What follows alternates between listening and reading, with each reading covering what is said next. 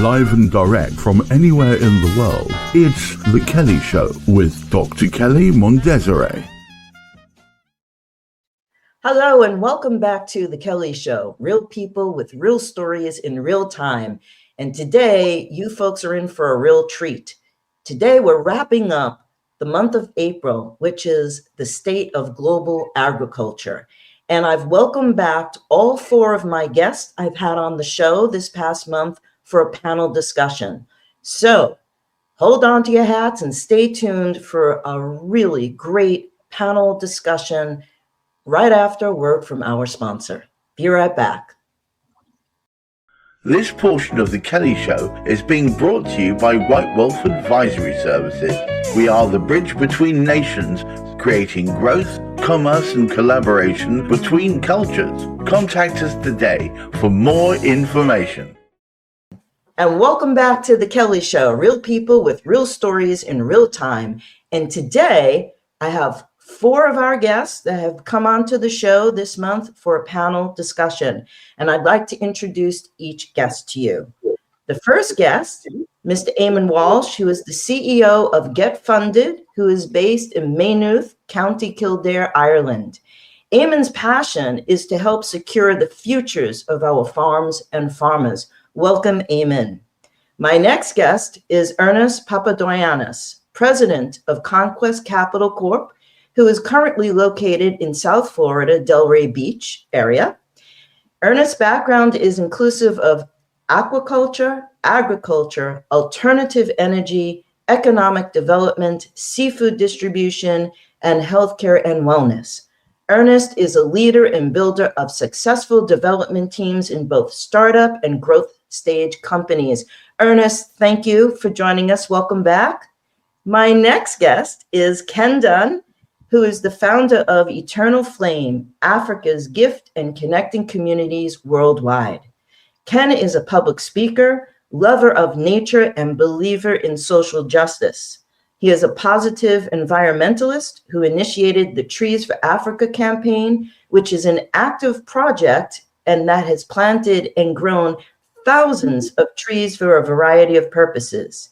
Eternal Flame Worldwide Limited is a social company making eco-cook bags locally in African communities by transforming their own waste ethically, socially, and employing folk locally to make life-saving bags. Welcome, Ken.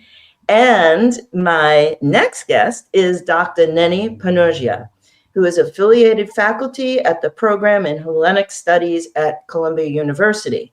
She is an anthropologist, associate professor at the Prison Education Program, Psychology Department, and academic advisor at the Justice and Education Initiative at Columbia University.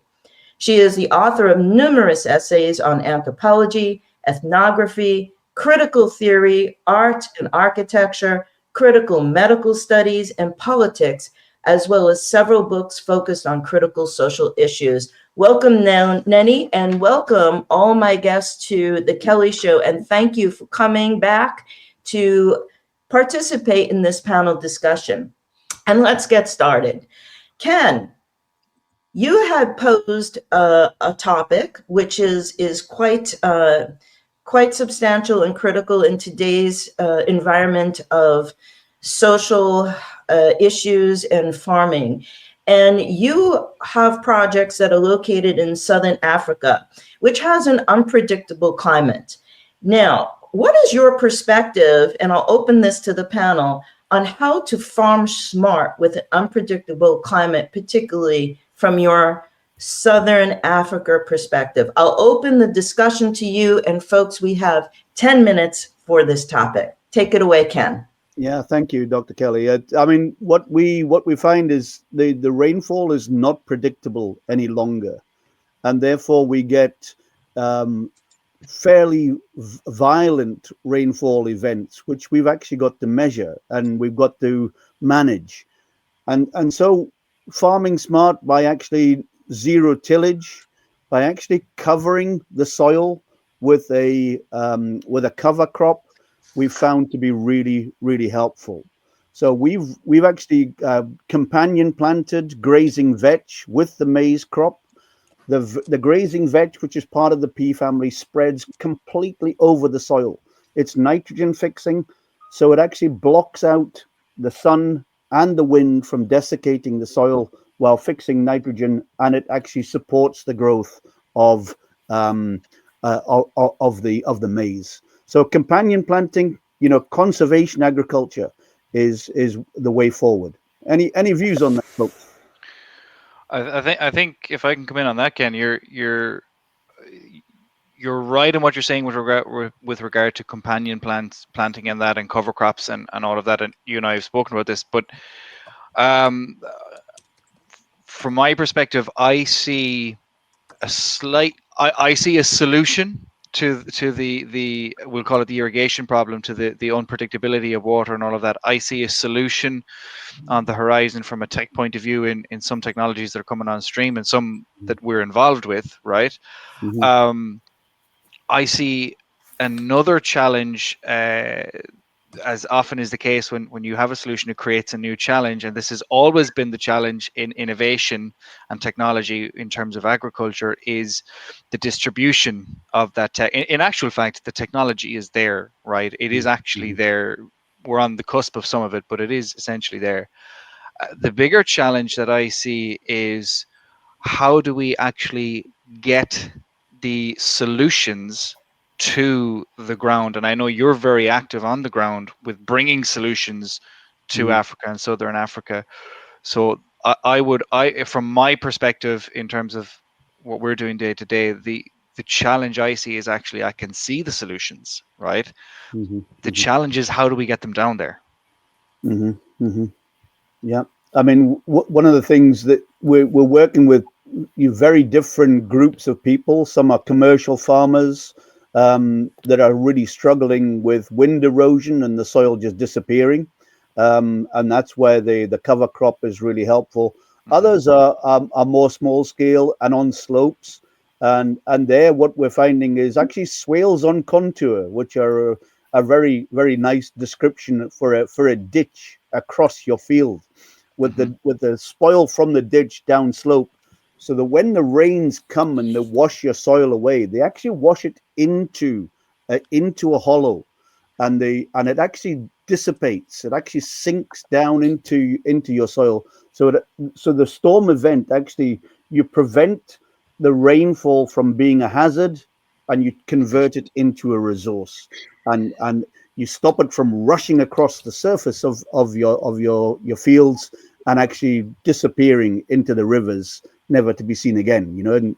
And so soil conservation is very, very huge in Southern Africa, particularly when we've actually got drought events and your soil is desiccated.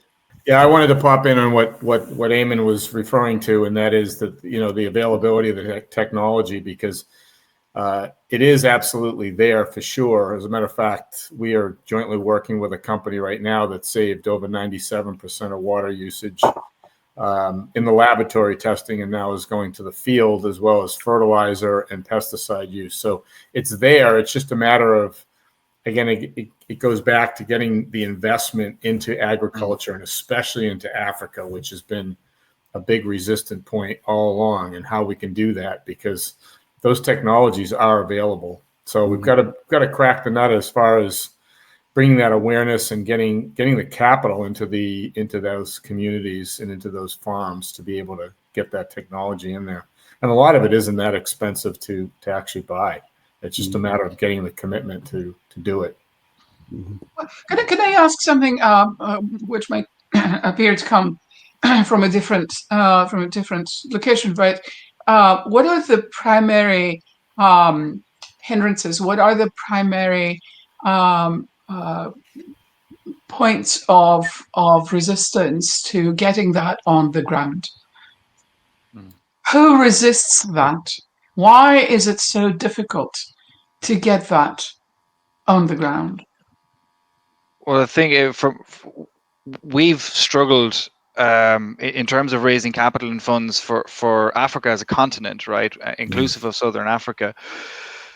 From my perspective, and Ken, you'll have a more boots on the ground perspective on this than I will have, but from my perspective, very often it's the investors and it's the funds themselves that seem to be resisting investing into Africa, and that comes from my opinion, and this is my opinion, right? This is a perspective, right? But I see it as that comes from a legacy of a period in time where investments where it was not safe at all to invest in most parts of the African continent.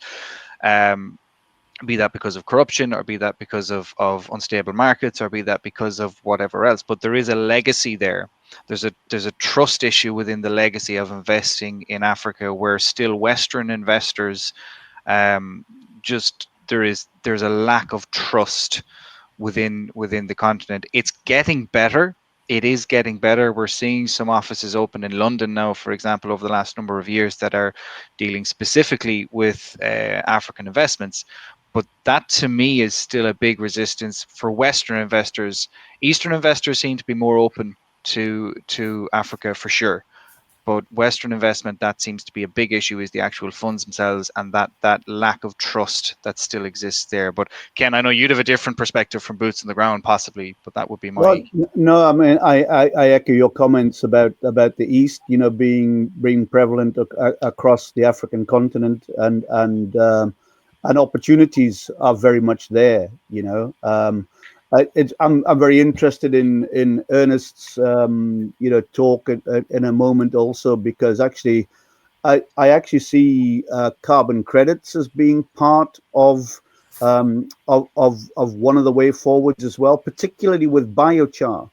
And actually the production of biochar and the introduction of biochar into the soils to actually make the soils more absorbent. Again, with this storm rainfall, a compacted, desiccated soil, the rain just shoots off the surface and it becomes a problem. But actually, you make that a sponge, and you have the biochar in there. You get carbon credits for the biochar. Maybe that's part of the solution. Yeah, I would say definitely. I have another company that went that route, that's out of the UK and Denmark, and they were pushing the carbon credits. I would say, from the perspective of capital here in the US, really doesn't hold much weight. People are more interested in basic ROI, and, as Eamon referred to, some of the stability, of the investment, protecting of the investment, which has, again, historically been an issue on that continent. So you have two strikes against you, right? You have the stability in terms of government, weather patterns, protection of investment, and then, of course, you have the basic risk of agriculture, which in general is low margin, high risk anyway. So those are two big strikes against you right there. So from my standpoint, I think it's got to be an integration of a technology play to really interest, I would say, Western capital to get involved, and it's going to have to be in an area that's certainly proven to be somewhat stable politically. That capital is going to be somewhat protected. And I think I'm going to potentially contradict myself here a little bit after talking about technology, right? But something we see a lot of with Western projects, again, Europe, Canada, United States, is almost this sense of they need the investment to sometimes to get up off the couch, right? So bootstrapping is making a comeback in the world of investing. Investors are wanting to see that grit, they're wanting to see that resilience. We got it to MVP, we got it into an early stage of market, we got a pilot out there, whatever it is, but they want to see your ability to actually drive something forward. And I think that's something that the African continent and Southern Africa will have in its favor, because that has been the reality in that part of the world for generations now, that it's not a case of there's no such thing in that part of the world as it cannot be done. It has to be done, right? Lives are at stake every day. It has to be done. So there is potentially no better people from that point of view in terms of bootstrapping. And you alluded to the ditches, Ken, and that, how far can we bring this with a shovel and a pick? That would be something that I would be very much focused on in the early stages. do you actually need investment for, where is the investment actually needed? You know, where is it needed versus throwing money at a problem. All right. Well, thank you. This is I'm floored at this discussion so far.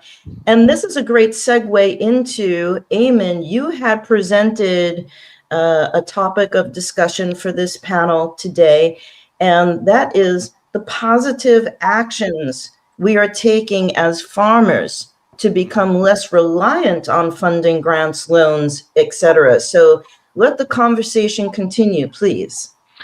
Yeah, well, the perspective from that point of view, I mean, we see it all the time with projects that are looking for funding, and Ernest, I know you've come across this several times as well, where the response is, guys, you actually don't need funding.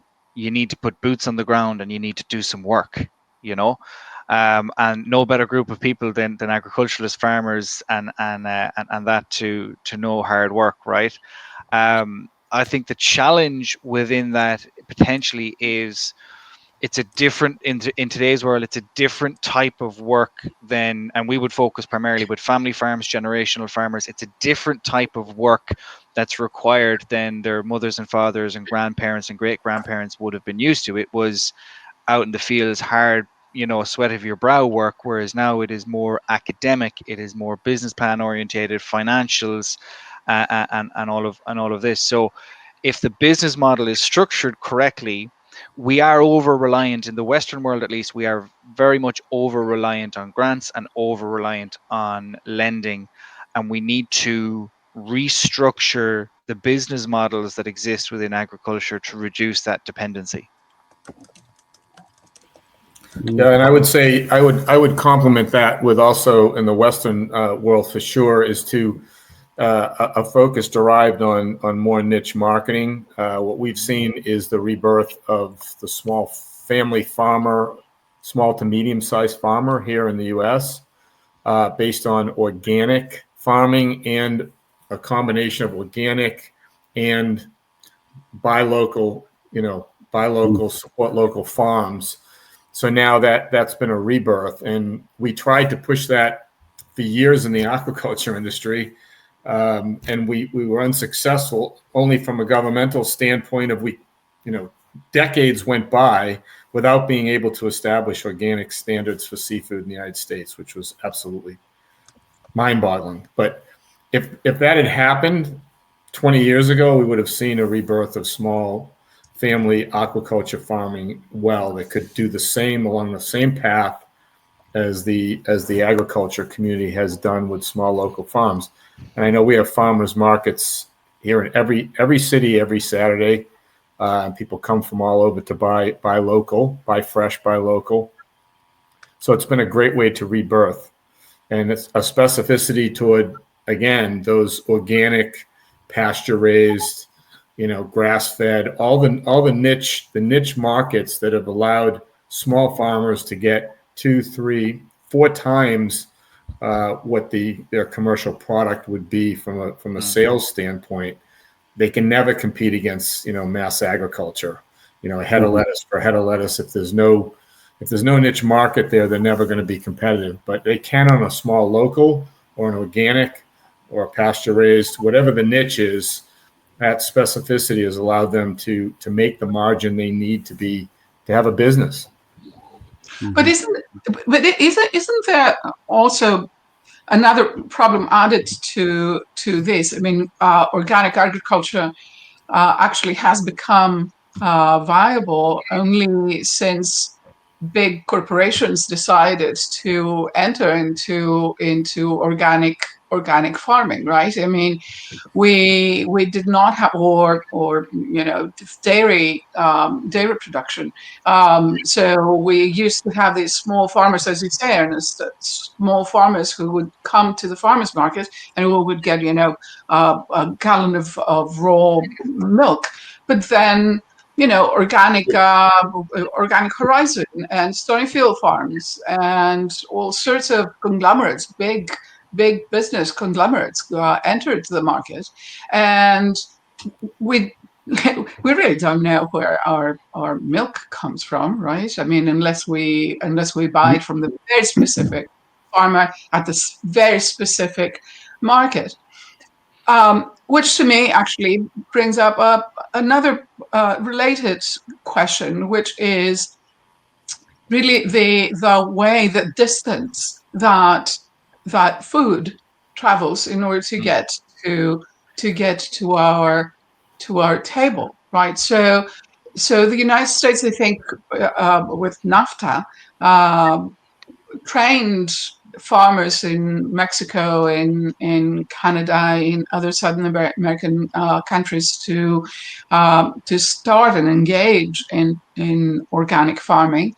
Then we all came up with the question of distance and local production, and right, so there was a disconnect that was created between the strawberries and the tomatoes that come from Mexico and the tomatoes that come from New York, right? And so there is a very different food landscape that has been created, at least in the United States, over the past 30 years, that involves the new technologies, but also the new monies that go into agriculture, which, and I will finish with this, which to me resembles the European market, the European, the EU food production, right? And the ways in which food production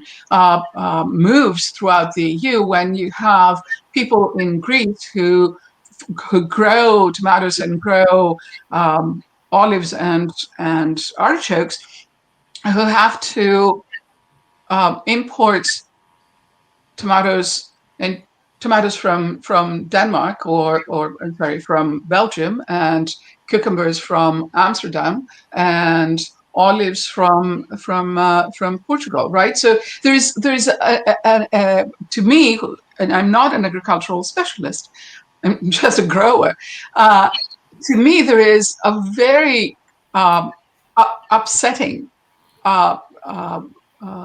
way of producing foodstuffs that has really, over the past many years, has threatened actually food stability.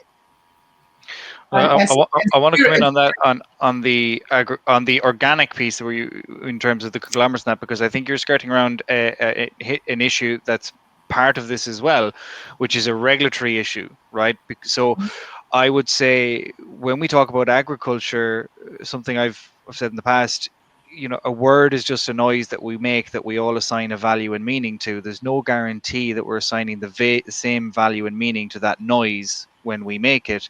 So there's organic and there's potentially organic, whereby a regulator has decided what the parameters are to define organic, and then you've got big conglomerates coming in that are ticking that box, and they can now advertise their produce in the market as organic because they align with the regulator's interpretation of what organic is. That's not necessarily the same thing that we're talking about when you've got a small farmer that's producing an organic product. And if I go back in Ireland, go back a couple of generations, when my father was young, and certainly when my grandfather was farming and my great-grandfather before him, everything was organic, everything was circular, everything, like the farm produced everything that the farm needed. There was no need for a cooperative where you went and got your fertilizer, and you went and got your feed, and you went and got this, that, and the other. The farm produced everything that the farm required to operate, and regulation over time has made it nearly impossible to achieve that, right? And this is feeding into the organic conversation as well. We're now seeing a reverse in that in Europe, and the EU are actually trying to throw money through grants at going back to organic, and my hope is that we see that regulation open up again a little bit, so that these circular practices, and everyone talks about circular economy as if it's a new thing. It ain't a new thing. We only very recently got rid of it, right? So I'm hoping that we're going to see a little bit of deregulation, a little bit of loosening from that point of view, so that we can bring in some of the old practices that were circular. And back to what Ernest says, we can actually produce a quality organic produce for a niche market that I would say is distinct and different from the organic produce that the big conglomerates are putting out there. Well, that's a good point. And the other thing is, from having a hydroponic facility that we were organic, you realize that there are so many loopholes in regulation, getting back to that, to what organic is. If I don't have this chemical, then I'm allowed to use this one. And so when you grow, tomatoes in Mexico, you have to wonder, what's being used on that crop? You have no idea. Right. And the other thing, getting back to your point, Nenny, is shipping a product from Mexico. And I know this firsthand because we shipped product. You have to pick it when it's green. And by the time it ends up on your plate, it tastes like cardboard. And I think that's why a lot of people love the local farms, because they can pick it yesterday or the day before and sell it on Saturday, and you're buying it and it's fresh and it's ripe and it actually has flavor. I look at some of the strawberries and tomatoes, they have absolutely zero taste. And when I had my fish farm in Florida City, Southern Florida, we used to see the trucks of tomatoes, big open containers of tomatoes coming on the truck, and they literally fall off and bounce 3 feet in the air because they were as green as grass and as hard as baseballs. And that's when they're being picked, right, and gassed and sent across the country. And by the time you get them, they are absolutely tasteless. This is true. There's an expression, there's nothing like a mother's love and a homegrown tomato. But segue to Ernest, you presented a question of, and amazing how this conversation is flowing today, how do we make agriculture and aquaculture investable in the 21st century and beyond? So take it away. Yeah, so I pose that question because it's, the tradition we go back to with agriculture is a generational industry that's passed on, father to son to grandson, et cetera. And it's a lifestyle industry where people covet getting their hands dirty and long, hard hours in the field. Historically, now we've moved to a lot of mass farming. But on the economic side, it's always been, again, low margin, high risk business, and people did not do it to get wealthy or make a big return. They did it because they loved the lifestyle, as hard as it was, and the gratification of growing something to maturity. And I felt that when we had our fish farming operations too, that you take something that's, an inch and grow it up to, to 2 pounds, and it has a satisfaction level. But what I've seen in the capital markets is obviously, and this is more in the United States, that the capital money that's gone into agriculture and aquaculture has been very, very strongly tainted on technology based. And so I'll give you a perfect example, and that is vertical farming. So vertical farming, VC capital has been, from 2019 to 2023, in just 5 years, they put $6 billion into vertical farming. And they've gotten very, very small, if any, returns off of it. I think there was 14 companies that raised over $100 million. So the capital markets are very, I hate to say this, but they're very impulsive in terms of very trendy, following the trends.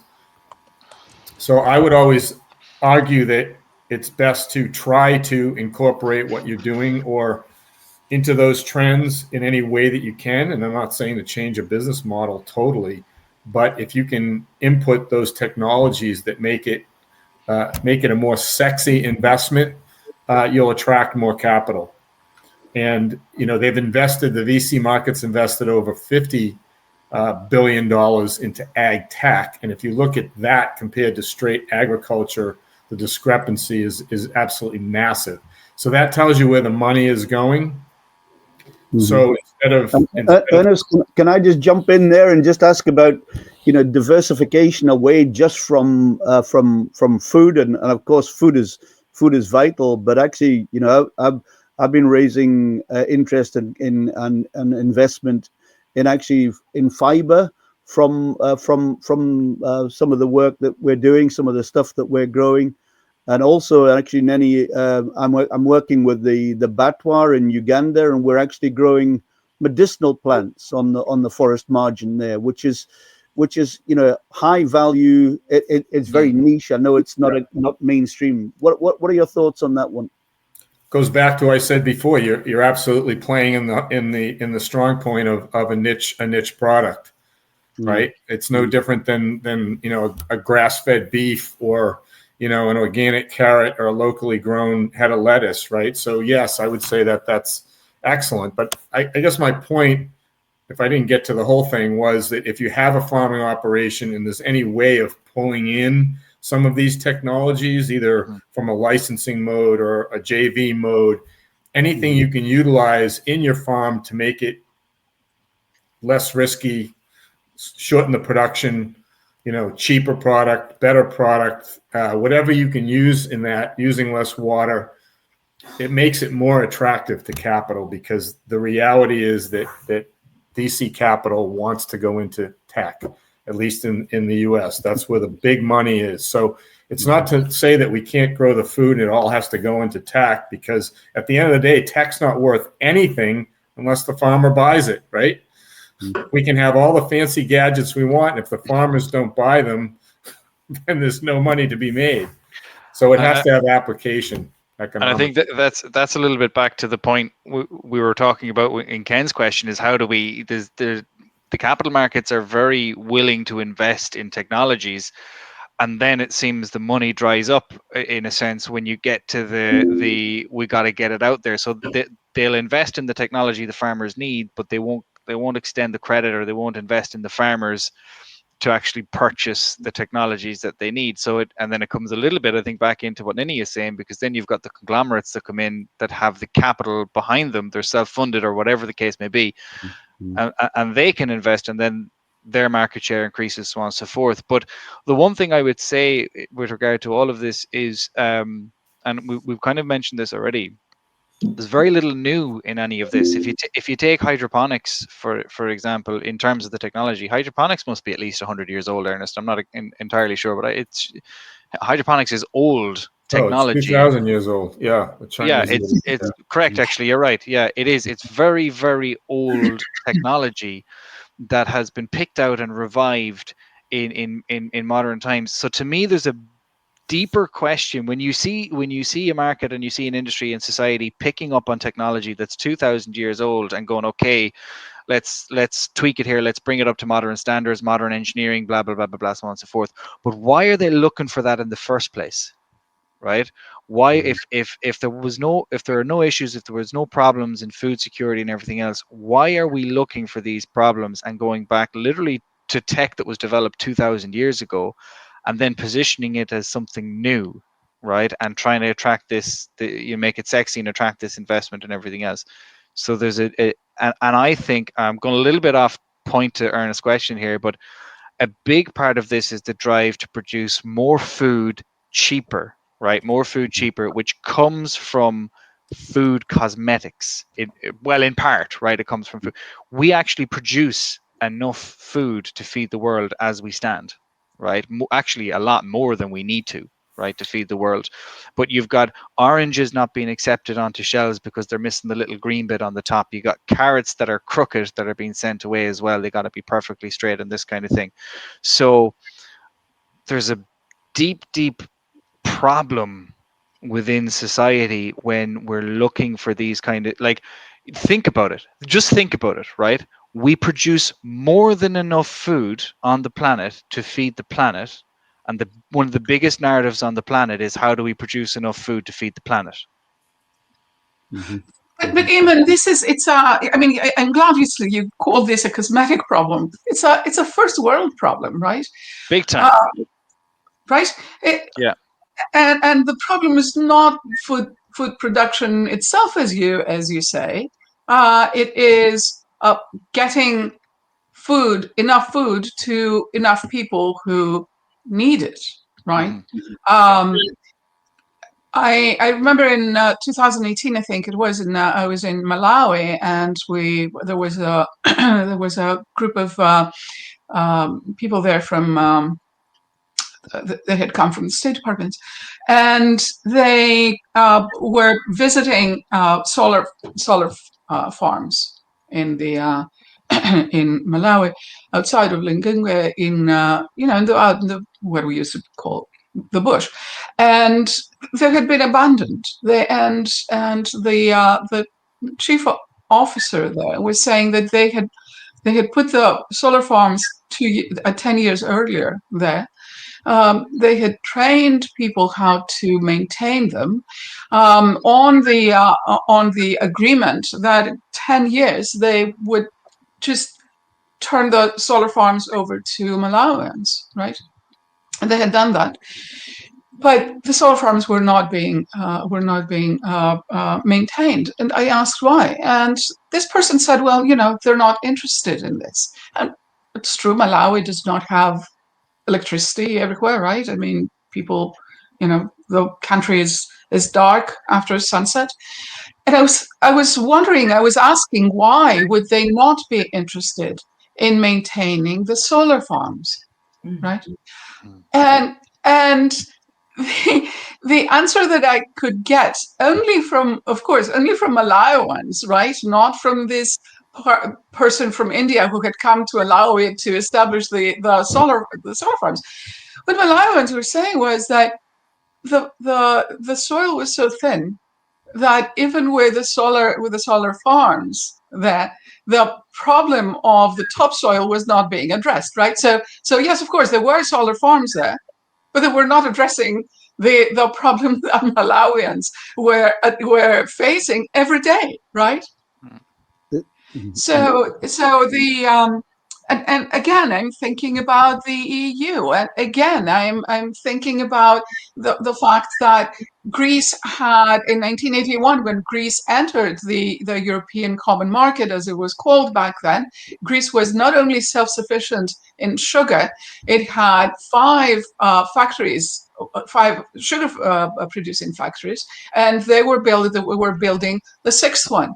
And when Greece entered the EU, the common market, the sixth factory was cut down. The EU asked that the 6th factory stop being built, and they cut down the 5th, and they put the 4th in under production, so that Greece should start importing sugar while Greece was self-sufficient, right? In the 1990s, they actually required olive farmers in northern Peloponnese, North Peloponnese, where our grove is, to stop, cut down their olive trees and replace them with Moro oranges, which aren't actually, that is not the right area, to the right environment to grow these oranges. And of course the crops failed, right?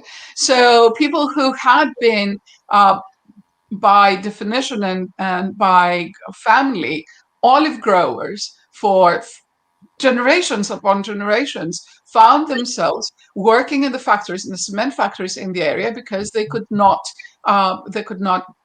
live on their olive groves any longer. Well, we could talk about sugar as a world commodity at the beginning of time. There's been much written about that, but we're going to go to our next topic, which, Nenny, you have presented, and this kind of organically sums up what we've been hearing about during this panel discussion. And it is, you presented this: what would Machiavelli say when wheat fields are turned into solar farms? So Nenny, please take it away, and gentlemen, pipe in. So my question is, as you know, of course, is autarky or self-sufficiency, right? And this is something that Machiavelli was advising the young prince about, right? I mean, Machiavelli said, you need to, your state needs to be self-sufficient in food. You need to be able not to depend on anyone on the outside, right? Because at any given moment, that supply might be cut off. Of course, he was thinking about wars, and of course, wars have never stopped. And not only have never stopped, but they have acquired different textures, right, and different technologies, not just in terms of tech, but also in financial instruments that are not really technological, right, in the sense of nuts and bolts. So with the financial crisis that actually was came to Greece the same time that it came to Ireland and came to Spain also, and we were all called pigs, right? One of the requirements of the Troika, right, the Central European Bank and the World Bank and the IMF, was that Greece makes electricity available to sells electricity, right, to other countries, and the banks moved in and took over wheat fields, especially in the very fertile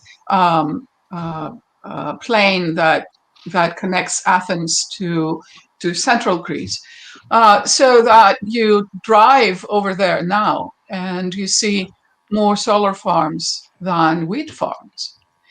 So this, of course, when it started, it first got started, the banks that had loaned the money to the government, right, in the bailout, were getting that electricity without paying. They were taking over farms that had been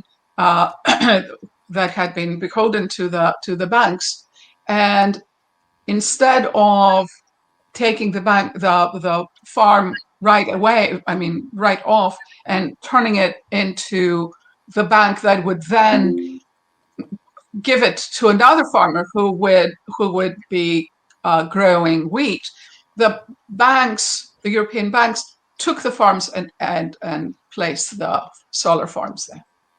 Right.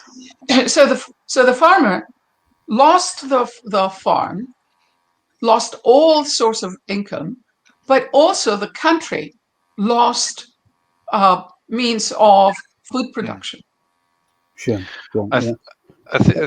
Sorry, again, go ahead. I was just going to say, bringing electricity to those that don't have it is the single biggest intervention that you can do to bring people, from a developing state. But actually, the one thing that you're alluding to here is actually understanding where those solar farms should go. And actually, one of the things that really amazes me and has done over the last 2.5 decades of working in Southern Africa and Central Africa is that people come and do to. They don't do with. They don't listen. They simply don't listen. And one of the things that we've got to really understand is that the local community have got a PhD in the local community. They know where the fertile land is. Don't bloody go and put solar farms there when there's a rocky outcrop that gets the same sunshine, And I'm seeing this in fertile areas of Southern Africa. These huge solar fields, and actually, just literally a kilometer away, there is a copy. There is a boulder-strewn area, which would be the right place for that to be located. Yeah, but just to clarify, these solar farms that have been placed in Greece, the electricity doesn't go to Greece. The electricity goes to Germany. In the European landscape, so I think that it depends on which perspective you have on the EU.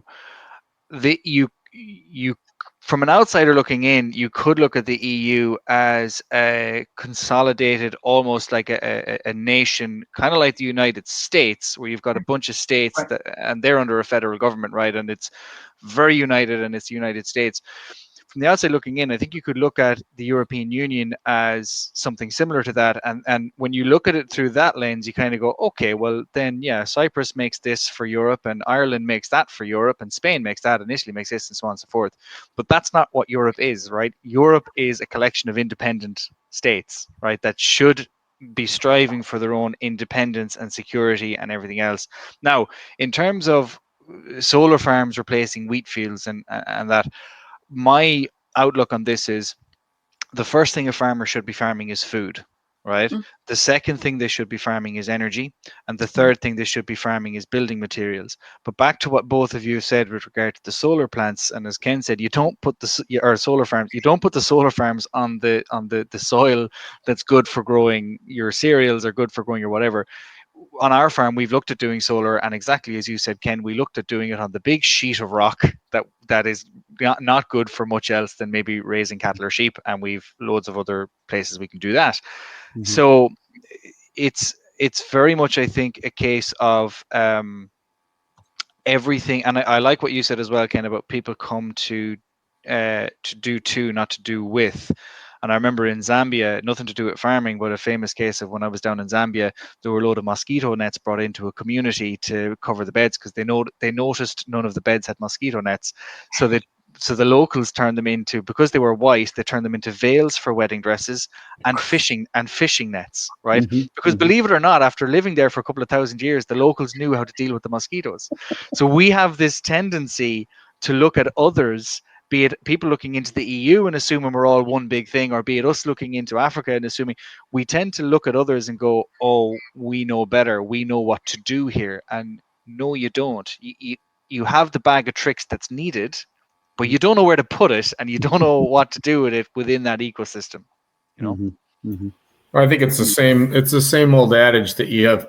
You know, these are political decisions that are being made, and not necessarily economic ones. I look at the subsidies we've had here for sugar for 100 years, and it's in milk and every other product, when there could be other forms of agriculture being utilized there.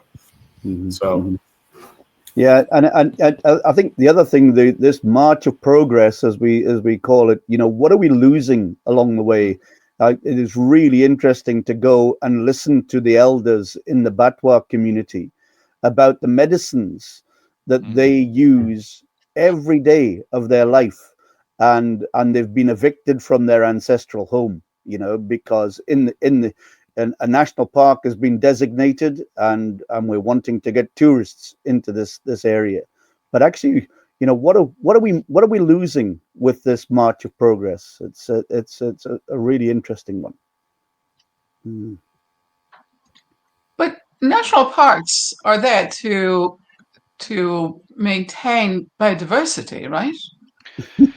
Yeah, well, I mean, yeah, I've come across the same thing in Africa as Ken is talking about there, and in theory, in theory, they're meant to be exactly that. But when you drive, and some of those parks, I mean, I remember visiting one a number of years ago, and it was bigger than Ireland, or it was nearly the size of my country, and everyone that lived there for generations and generations and generations now has to move to the edge. Entire villages, entire towns, entire communities have to be taken off that land and moved to the edge. And you bring in, and and Ken, you'd be more in tune to this than me, but so correct me if I'm wrong, but the joke in a sense is the people they moved off the land knew better how to preserve the land than the people that took over. Yes, indeed. And what you have in this context, the national park that I'm talking about is in Bwindi, the Impenetrable Forest National Park.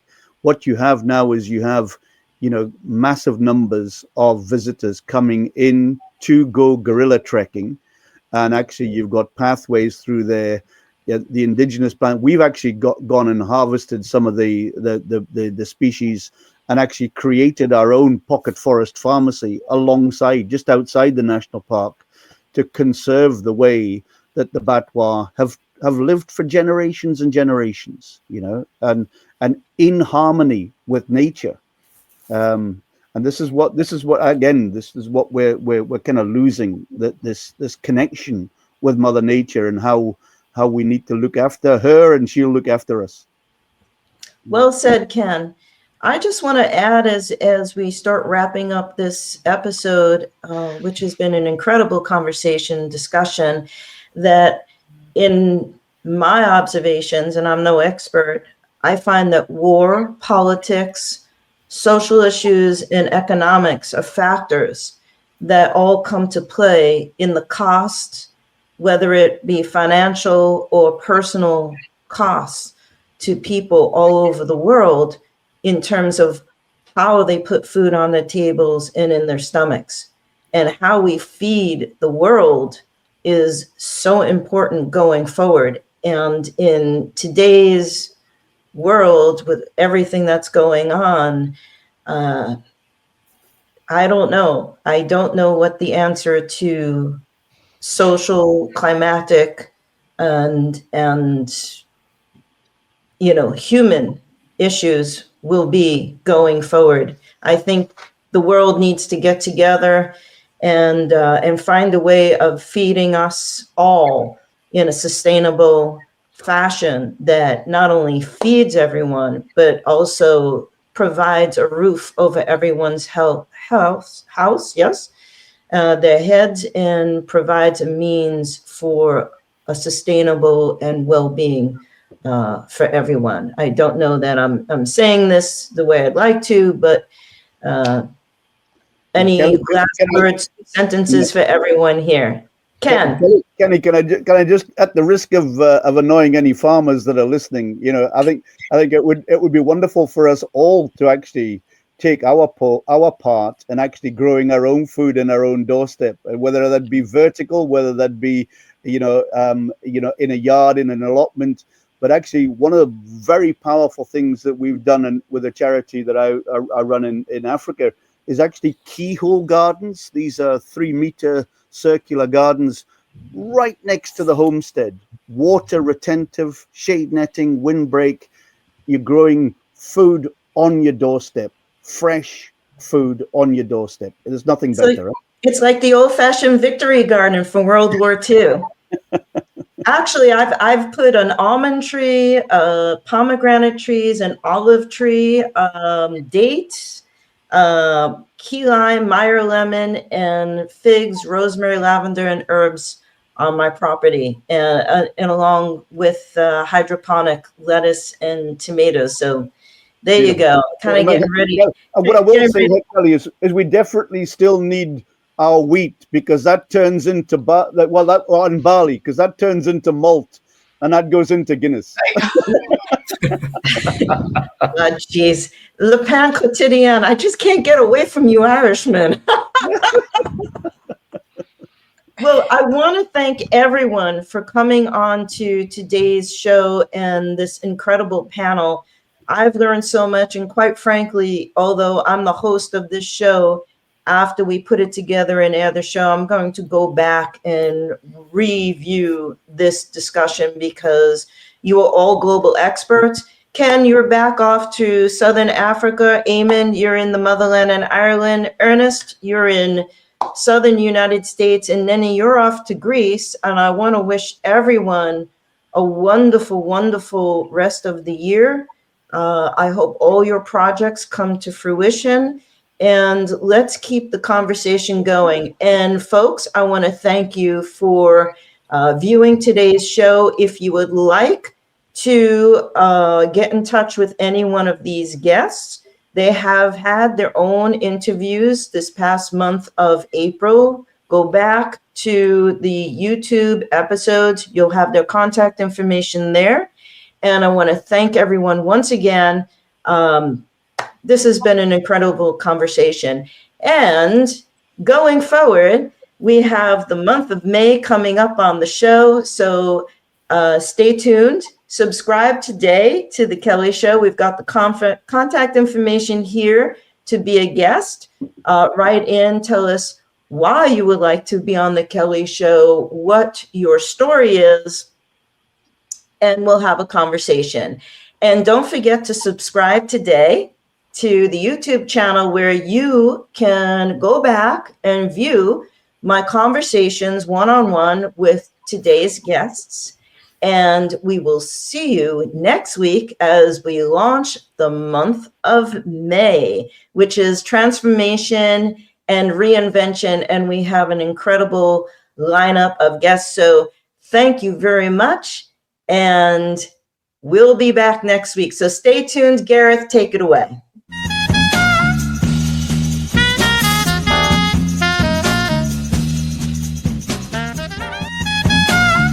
If you would like to be a guest on The Kelly Show, send us an email with your contact information, where in the world you are, and a brief description of the story you'd like to share today.